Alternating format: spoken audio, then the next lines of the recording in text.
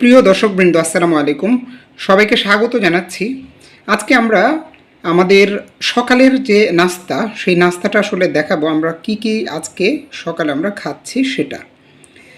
তো আমরা এক একদিন যদিও এক একটা আমরা খাই, তবে আমরা শর্করা, আমিষ এবং স্নেহজাতীয় পদার্থ আনুপাতিক হারেই রাখার চেষ্টা করি।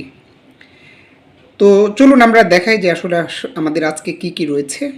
আমাদের এখানে রয়েছে শশা, আমরা একটা দেশি শশা কেটে নিয়েছি। এখানে আমরা নিয়েছি দুটো ডিমই কুসুম সহ আমরা নিয়েছি, এবং এটা আমরা ক্যানোলা অয়েল দিয়ে পোচ করেছি। তো আপনারা যদি অলিভ অয়েল ব্যবহার করেন সবচেয়ে ভালো হয়, কারণ অলিভ অয়েল হচ্ছে হিট লেভেল।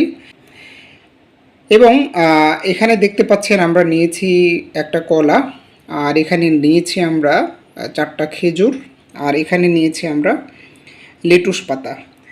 তো অনেকে এইটা দেখে বলবে যে আপনার শর্করা কই, অমুকটা কই। দেখেন, কলাতে কিন্তু যথেষ্ট শর্করা রয়েছে, খেজুরেও কিন্তু শর্করা রয়েছে। সুতরাং শর্করার অভাব কিন্তু এখানে নাই। আবার প্রোটিনও কিন্তু আমরা যথেষ্ট নিয়েছি।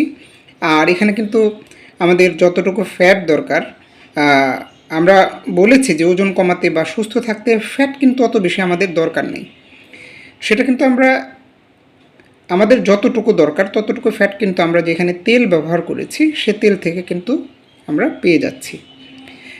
তো প্রিয় দর্শক, এখানে আরেকটি কথা যেটা, সেটা হচ্ছে আমরা এখানে ডিম দুটো নিয়েছি কুসুম সহ, এবং আমেরিকান হার্ট অ্যাসোসিয়েশনের যে নির্দেশনা সেটা অনুযায়ী আমরা প্রতিদিন 1টা থেকে 2টো ডিম কুসুম সহ কিন্তু খেতে পারবো।